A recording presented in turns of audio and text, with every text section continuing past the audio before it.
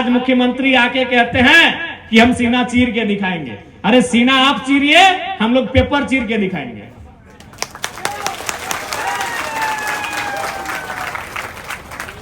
आज मुख्यमंत्री जी कहते हैं कि हम सीना चीर के दिखा देंगे कि हम छात्रों के हितैषी हैं। अरे भाई, आज 14वीं जेपीएससी की बात खाली क्यों कर रहे हैं? भगत सिंह, राजगुरु और सुखदेव की शहादत का था वही चर्चा, वही स्थान झारखंड अलग राज्य की लड़ाई में निर्मल दादा का है। तो आज झारखंड राज्य के क्रांतिवीर अमर शहीद निर्मल महतो के शहादत दिवस के अवसर पर उन्हें श्रद्धांजलि अर्पित करते हुए इस श्रद्धांजलि सभा में उपस्थित कोल्हान प्रमंडल अंतर्गत जो हमारे सभी जिले हैं, 3 जिले, उसके अंतर्गत आने वाले सभी केंद्र पदाधिकारीगण, प्रमंडल के पदाधिकारीगण, जिला प्रखंड एवं पंचायत के पदाधिकारीगण, कार्यकारिणी सदस्यगण, मंच के नीचे विराजमान हमारी माताएं, बहनें, हमारे अभिभावक, हमारे नौजवान साथी, मीडिया के साथियों और जितने लोग आए हैं सभी को जोहार। तो जैसा कि आप सभी जानते हैं कि आज 26 साल हमारे झारखंड राज्य अलग निर्माण का हुआ और चूंकि ये कोल्हान की धरती ने आंदोलनों को बड़े करीब से देखा है, केवल झारखंड अलग राज्य की लड़ाई ही नहीं, उससे पहले भी जब अंग्रेजों का कालखंड था, अंग्रेज जब बिहार बंगाल फतह करने के बाद झारखंड के ढालभूमि में प्रवेश कर रहे थे तो रघुनाथ महतो के नेतृत्व में उन्हें बाहर का रास्ता दिखलाया गया था। कई आंदोलन हुए, चाहे हमारा चाईबासा का क्षेत्र हो जहां पोटो हो, कई शहीद इस मिट्टी पर जिन्होंने अपने बहादुरी के साथ समय समय पर इस मिट्टी को बचाया।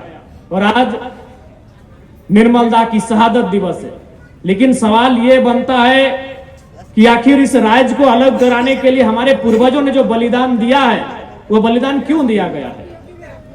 आज कोई भी बलिदान देता है, बलिदान आप भी दे रहे हैं। यहां जितने लोग बैठे हैं, जो एखाने बसे थी सबाई बलिदान दिए थी, सभी लोग बलिदान दे रहे हैं कि नहीं दे रहे हैं? आप अपनी जवानी का बलिदान दे रहे हैं। इसलिए जवानी का बलिदान दे रहे हैं कि आपके बच्चों का शिक्षा अच्छा हो, आपके बच्चों का परवरिश अच्छा हो, आपके बच्चे अच्छे से संस्कार पाएं, आपके बच्चे अच्छे से शिक्षा पाएं और उनका जिंदगी बेहतर हो। दे रहे हैं कि नहीं दे रहे? सभी दे रहे हैं। जितने लोग यहां आए हैं सभी लोग, बलिदान मतलब क्या? त्याग करना।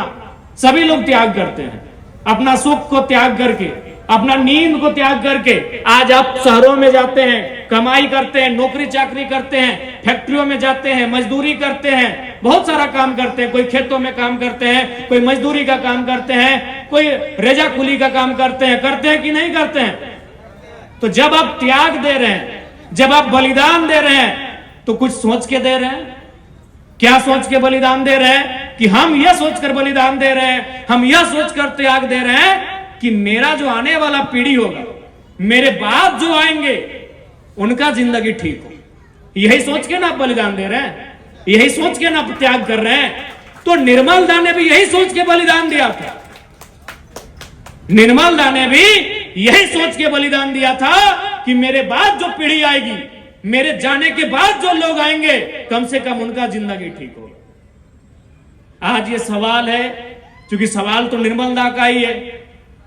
क्या आज ये सवाल इस भीड़ में उपस्थित एक एक व्यक्ति से, एक एक माताओं, बहनों, नौजवान साथियों से हम पूछना चाहते हैं कि जिस उम्मीद और आशा के साथ निर्मल दा ने शहादत दिया था, क्या वो उम्मीद पूरा कर पाए हैं? क्या उनका सपना सही में साकार हो पाया है? अब सवाल है कि भाई निर्मल दा आखिर क्या सोचे होंगे? वो एक बेहतर झारखंड के बारे में सोचे होंगे, एक बढ़िया झारखंड की कल्पना किए होंगे कि झारखंड ऐसा होगा जैसा हम भी, एक आम आदमी भी सोचता है कि मेरा गांव कैसा हो, पढ़ा लिखा गांव हो, बढ़िया स्कूल की सुविधा हो, बढ़िया स्वास्थ्य की सुविधा हो, खेतों में पानी हो, महिलाएं सुरक्षित हो, नौजवानों के पास रोजगार हो। जैसा हम सोच रहे हैं, निर्मल दा भी वही सोचे होंगे कि एक बेहतर झारखंड हो। लेकिन आज कहीं भी, चाहे वो कोल्हान हो या कोयलांचल हो, झारखंड के लोगों को केवल दर्द मिला। केवल झारखंड के लोगों को दर्द मिला, झारखंड के लोगों को पलायन मिला, झारखंड के लोगों को बेबसी मिली और झारखंड के लोगों को केवल लाचारी मिली। आज किसी भी समाज, किसी भी राज्य के निर्माण में सबसे महत्वपूर्ण एजुकेशन का होता है, शिक्षा का एक महत्वपूर्ण स्थान होता है, एक महत्वपूर्ण रोल होता है। मैं राज्य सरकार को चुनौती देना चाहूंगा, अब तक के जितने भी लोग मुख्यमंत्री रहे और जिन्होंने इस राज्य की सत्ता को चलाया, मैं उनको एक साथ चुनौती देना चाहूंगा, आप रैंडमली झारखंड राज्य के किसी एक ग्रामीण स्कूल को सेलेक्ट कर लीजिए, किसी पूरे 2400 जिला में, पूरे 2400 जिला में झारखंड के किसी भी गांव के एक स्कूल के सिलेक्ट कर लीजिए, वहां लगभग 50% बच्चे ऐसे होंगे जो बेसिक जानकारी भी नहीं रखते। किसी भी स्कूल का, हम किसी एक स्कूल का नाम नहीं ले, रैंडमली एक दिन जाके आप विजिट कर लीजिए, औचक निरीक्षण कर लीजिए, किसी भी एक विद्यालय का जो सरकारी हो, जिसको झारखंड सरकार चला रही है। यदि बच्चे ढंग से अपना पूरा बायोडाटा नहीं लिख पाएंगे तो बताइए आपने हमारे राज्य को एजुकेशन में कहां पहुंचाया? आज अब बताइए कि आपने हमारे राज्य के एजुकेशन सिस्टम को कहां पहुंचाया? यदि कुछ बच्चों ने मेहनत करके पढ़ाई लिखाई किया भी, माता पिता ने अपने खेत खलिहान को भी गिरवी रख के कर्जा लेके बच्चों को पढ़ाया भी कि जाओ जमशेदपुर में रह के पढ़ो, रांची में जाके पढ़ो, हजारीबाग में जाके रह के पढ़ो, तुम गांव छोड़ के शहर में जाके पढ़ो, क्योंकि गांव में वो माहौल नहीं रहा। इस बात को हम लोग भी मानते हैं। तो जो बच्चे गांव छोड़कर शहर चले गए पढ़ने के लिए, मां ने अपना जेवर गिरवी रख दिया, सोना चांदी जो भी था उसने गिरवी रख दिया, पिताजी ने खेत खलिहान को गिरवी रख दिया कि जाए बेटा पढ़ के आए, बेटी पढ़ के आए, वही काफी होगा। उसके बाद उन्होंने पढ़ाई की, एक कमरे में, एक 10 बाय 10 के कमरे में 10 साल, जिंदगी का 10 साल दिया। परीक्षाएं हुई, जेपीएससी ने परीक्षा लिया, जेएसएससी ने परीक्षा लिया, और क्या पता चला कि पेपर ही लीक हो गया। आज आपको इतना तो मालूम है कि राजधानी में क्या हो रहा है। आज हजारों की संख्या में जयपाल सिंह मुंडा स्टेडियम में हमारे राज्य के नौजवान, हमारे राज्य की नौजुवतियां आंदोलन कर रहे हैं, आप सभी जान रहे हैं, जिनमें हमारे भी साथी देवेंद्र जी, महेंद्र जी, प्रेम जी, कुश जी, वे लोग भी भूख हड़ताल पर बैठे हैं। 7वां 8वां दिन भूख हड़ताल का हो गया। देवेंद्र जी की तबीयत लगातार खराब हो रही है, ये तो सभी को मालूम है। क्यों ना? जो 14वीं जेपीएससी की परीक्षा, जेपीएससी समझते हैं ना, यानी जिस परीक्षा को पास करने से लोग वीडियो सीओ बनते हैं, वीडियो सीओ बुझते हैं ना आप लोग, बुझी ना गो मायरा मासीरा काकीरा दीदीरा, जिस परीक्षा को पास करने से वीडियो बनता है, सीओ बनता है, डीएसपी बनता है, उसी परीक्षा को आयोजन कौन करती है? जेपीएससी करती है। उसमें क्या हुआ है? घोटाला हुआ है, गड़बड़ी हुआ है। क्या गड़बड़ी हुआ है? कि पेपर को लीक कर दिया गया है, या फिर जिनसे पैसा लिया गया उनको बोला है कि आप अगर कुछ नहीं जानते मत लिखिएगा। जिनसे पैसा लिया कितना? 40 लाख से 60 लाख रुपया। यहां कितने माता पिता ऐसे हैं, কত মায়েরা কাকুরা এমন আছে আপনি যে আপনার ছেলের জন্য আপনি 40 लाख টাকা, कोई है ऐसा कि 40 लाख रुपया नौकरी खरीद कर देंगे अपने बच्चों को? 40 लाख समझ रहे हैं ना? 40 लाख रुपया। और ये आप कल का अखबार आप पढ़े होंगे, आपनी सुबह पढ़े छी काले अखबार पढ़े छी ना, अखबारे की छापा है 40 लाख रुपया, 40 लाख से 60 लाख रुपया। बताइए, ईमानदारी से बोलिए, हमको लगता है हमारे झारखंड के 75% लोगों की जमा पूंजी 60 लाख और 50 लाख नहीं है क्या? 40 लाख रुपया में एगो सीट बेच दिया गया कि तुमको परीक्षा में केवल बैठ जाओ, अपना रोल नंबर भर दो, और कुछ नहीं जानता है तो कुछ मत लिखो। बाद में क्या हुआ? जब वो कॉपी जेपीएससी में जमा हो गई, जैसे हम लोग परीक्षा सब लिखे है ना, परीक्षा हम लोग जमा करते हैं, टीचर लोग साइन करते हैं, कॉपी लेके पुलिस के गाड़ी में भर के रांची सेंटर में जमा हो जाता है, चाहे जहां आपका जांच होता है, वहां जाके लोग जांच करते हैं, तो वहां जमा होने के बाद जिनसे पैसा लिया गया था उनका नंबर खुद जाके लोग चढ़ा दिया। आप बताइए, क्या इस दिन के लिए झारखंड राज्य बना था? इस दिन के लिए झारखंड राज्य बना था? आज कई बुद्धिजीवी, पत्रकार लोग हमसे एक बात करते हैं कि जराम बाबू, इससे अच्छा तो बिहार था, हम लोग काहे झारखंड राज्य बना के लिए? एक भी परीक्षा इस राज्य की ठीक से नहीं संचालित हो रही है। उसका खामियाजा इस राज्य के नौजवानों को, इस राज्य की बहनों को, इस राज्य की युवा पीढ़ी को भुगतना पड़ रहा है। और नाम सुना आपने कि अभय तिवारी है, जो 6-7 को परीक्षा पास किया है। आज यहां आप लोग पढ़ने लिखने वाले नहीं है क्या? हाँ, जमशेदपुर इतना नामी क्षेत्र है, आप लोग पढ़े लिखे हैं कि नहीं? एक परीक्षा पास करने में हम लोग का एड़ी चोटी एक करना पड़ता है। एक परीक्षा पास करने के लिए 5 साल 10 साल तैयारी करना पड़ता है। पता नहीं कौन सा चमत्कार करके आया है, जो परीक्षा में बैठता है वो पास कर जाता है। अपने साथ साथ अपना बीबी को भी उसने पास करवा दिया है, अपना साला को भी पास करा दिया है, सालियों को पास करा दिया है। ये धांधली हमारे राज्य की है। बताइए किसका खून नहीं खोलेगा, किसको गुस्सा नहीं आएगा कि हम अपनी जवानी दे दिए, हम अपनी जिंदगानी दे दिए, हमारे बाप दादाओं ने इस राज्य के लिए कुर्बानी दे दिया, और आज हमारी हक को बेचा जा रहा है। आज हमारी नौकरियों को, हमारे रोजगार को, हमारी सुविधाओं को बेचा जा रहा है। अरे उतना तो छोड़िए, उत्पाद सिपाही सुने थे आप लोग? उत्पाद सिपाही भरे होंगे भाई लोग, बहन लोग, उत्पाद सिपाही का फॉर्म। दीदी लोग, आपके घर के बच्चे भरे होंगे उत्पाद सिपाही का फॉर्म। उसमें 18-19 बच्चे मर गए दौड़ते दौड़ते। जो बहाली में पहले दौड़ होता है, उस दौड़ में 18-19 बच्चे मृत्यु हो गई उनकी। उस परीक्षा को भी इन लोगों ने छोड़ा। अरे कम से कम इतना तो अंतरात्मा में होना चाहिए। अरे एक दिन हिसाब इसी अदालत में एक दिन हिसाब देना पड़ेगा। कम से कम अंतरात्मा में इतना तो ख्याल होना चाहिए। क्या था कि उत्पाद सिपाही की परीक्षा में 18-19 बच्चे दौड़ते हुए मर गए। कम से कम उस परीक्षा को छोड़ देना था। उसमें भी आपने सुना 150 लड़के रांची के निर्माणाधीन भवन में पकड़े गए। 150 बच्चे वहां बैठकर पेपर लिख रहे थे। परीक्षा सेंटर में नहीं, अब आपके घर में हो रहा है, यदि आपके पास पैसा है तो। सीजीएल जिसमें अभय तिवारी सेलेक्ट होके गया है, 2nd रैंक, बीएसओ है शायद संथाल परगना के किसी जिला में, 2रा रैंक है उसका। और आज उसमें अनुमान है कि 80% सीटों को बेचा गया है। तो इस दिन के लिए झारखंड राज्य नहीं बना था। आज मुख्यमंत्री आके कहते हैं कि हम सीना चीर के दिखाएंगे। अरे सीना आप चीरिए, हम लोग पेपर चीर के दिखाएंगे।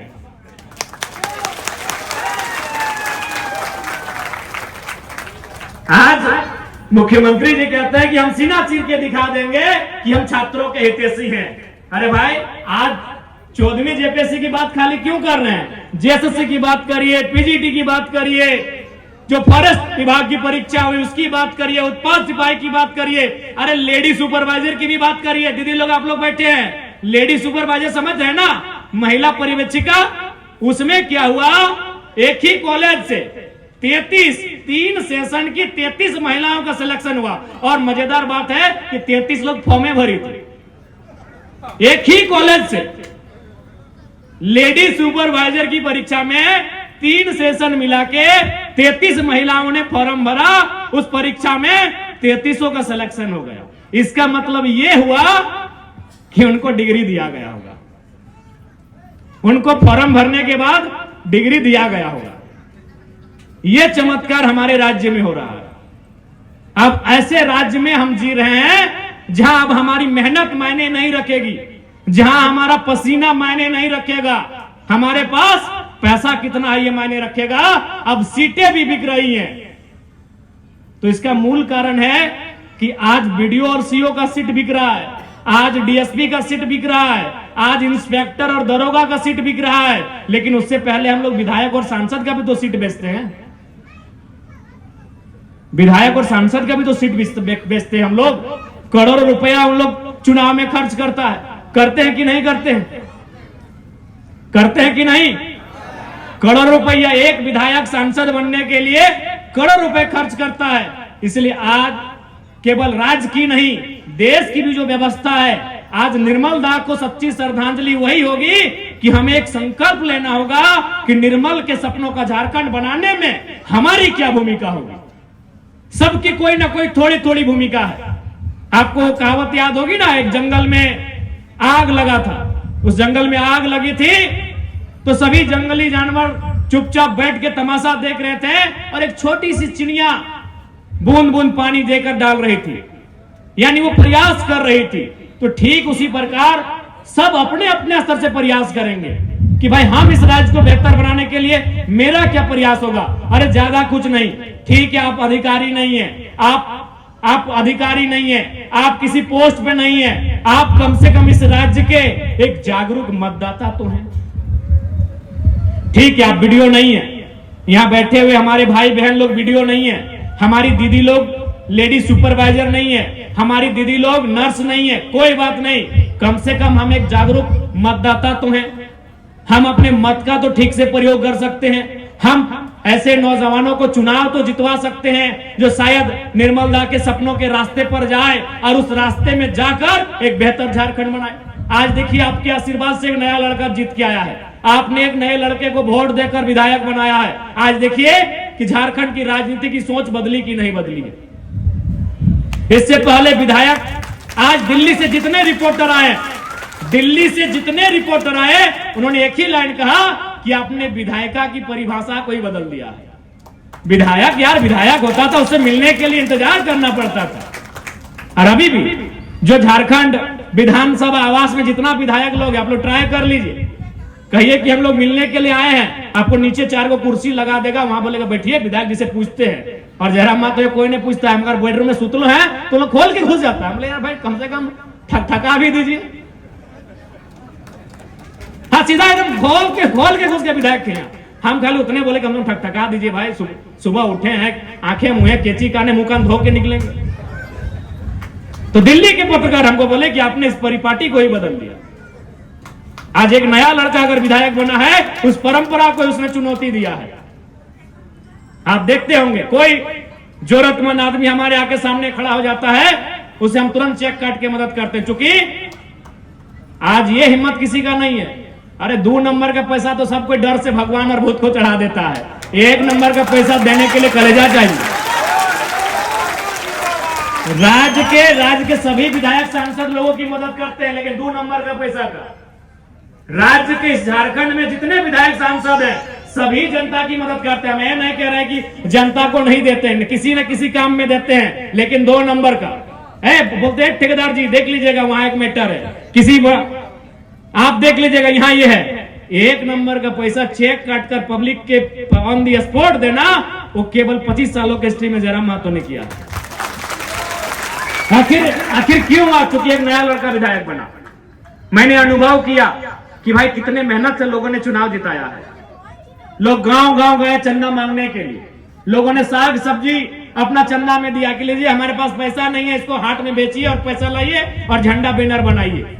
आज एक नया नौजवान राजनीति में आया है तो नए तरीके से सोचता है। इसलिए मैंने कहा कि यदि आप किसी सरकारी पद में हैं तो ही जरूरी नहीं है कि निर्मल दा के सपनों को साकार करने की दिशा में आगे बढ़ेंगे। आप एक जागरूक मतदाता हैं, अच्छे लोगों का चयन करिए, ये हमारी जवाबदेही बनती है। नहीं तो आने वाले दिन ये इस राज्य को बेच देंगे। कोयला बेच रहे हैं, लोहा बेच रहे हैं, बालू बेच रहे कि नहीं? स्वर्णका नदी में बालू बेच रहे हैं कि नहीं? सुन रहे कोई जमशेदपुर के कोई छोटू झा जाके सरायकेला में बालू बेच रहे हैं। 4-5 लोग बताइए, चागढ़ में कोयला बेचा जा रहा है, बालू बेचा जा रहा है, पहाड़ भी बेचा जा रहा है कि नहीं? आप यदि झारखंड के गरीब आदिवासी मूलवासी हैं और हल्का सा 1 इंच अगर फॉरेस्ट का जमीन आपके सामने आया तो सीधे आपको नोटिस आ जाएगा, आएगा कि नहीं? अगर आप झारखंड के गरीब आदिवासी मूलवासी हैं और आप अगर फॉरेस्ट की दलमा का पहाड़ ठीक आपके बगल में है, 1 इंच अगर जंगल वन भूमि आएगा तो आपको नोटिस आएगा। लेकिन आपको मालूम है इसी पहाड़ के किनारे चाहे आपका दलमा हो, चाहे हमारे हमारे गिरिडीह का पारसनाथ पहाड़ हो, पूंजीपति लोग उस पहाड़ में भी रिसोर्ट बना लिए, सब बेच देंगे ये लोग। यदि आज हम लोग एक जागरूक मतदाता होने का परिचय नहीं देंगे तो ये नेता और साथ में अधिकारियों से मिलकर ये हमारे पर्वत पहाड़ों को भी बेच देंगे। इसलिए निर्मलदा के सपने को साकार करना है तो हमें उस दिशा में जाके प्रयास करना होगा। मैं पिछली बार आया था कोल्हान, मंझगांव में हमारा कार्यक्रम था। हमने पूछा कि आज आपको हम समय दे रहे हैं, 1 महीना, 1.5 महीना, 2 महीना बाद हम फिर आएंगे कोल्हान। उस समय आपसे पूछेंगे कि आप 100 कोल्हान में 100 अमीर लोगों की सूची लाइए और उसमें हमको बताइए कितने झारखंडी है। हमको लगता है 2 महीना मेरा कार्यक्रम को हो गया, सूची बनाए हैं। जमशेदपुर में, सोनारी में, साक्षी में, गमरिया में, आदित्यपुर में, मानगो में, कदमा में, बिष्टुपुर में, उलियान में 100 अमीर लोगों की सूची हम बनाने बोले थे। सरायकेला में, कांडरा में, चाईबासा में, और हमने पूछा था कि उन 100 लोग में झारखंड के कितने हैं। सूची बनाए आप? है आपके पास सूची? अभी तक तैयार नहीं किए हैं। चलिए अगली बार कोल्हान आएंगे फिर पूछेंगे। हम फिर आएंगे अगली बार कोल्हान, तब ये सवाल करेंगे। जब आपने नहीं बनाया है सूची तो ठीक है, हम नहीं चर्चा करते।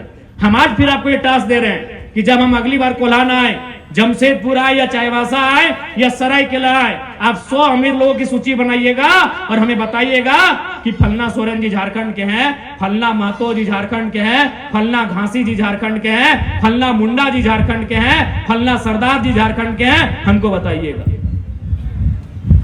और यदि नहीं बता पाइएगा तो हम सबको एक साथ मिलकर सोचने की आवश्यकता है कि झारखंड क्यों। यदि आप हमको 100 लोगों की सूची बना के दिखा दिए और बताएं कि जयराम बाबू 1 नंबर में जो नाम है ये घाटशिला के मुर्मू जी का नाम है, 2 नंबर में जो नाम है ये पडमदा के महतो जी का नाम है, ये गोराई जी का नाम है, ये प्रधान जी का नाम है, ये हो का नाम है, ये फलाना का नाम है, तो हम कहेंगे जब तब झारखंड सही दिशा में है। और यदि नहीं बता पाए तो शायद 26 साल के बाद हमें बैठकर सोचने की आवश्यकता है कि झारखंड किस दिशा में है। हमें सोचने की आवश्यकता है। हमारी माओ बहनों को भी सोचने की आवश्यकता है कि झारखंड निर्माण का मतलब 2500 रुपए का मैया सम्मान योजना नहीं है। उस 2500 रुपए से हमारी आर्थिक स्थिति कब ठीक होगी? हमारी आर्थिक स्थिति मजबूत कब होगी बताइए।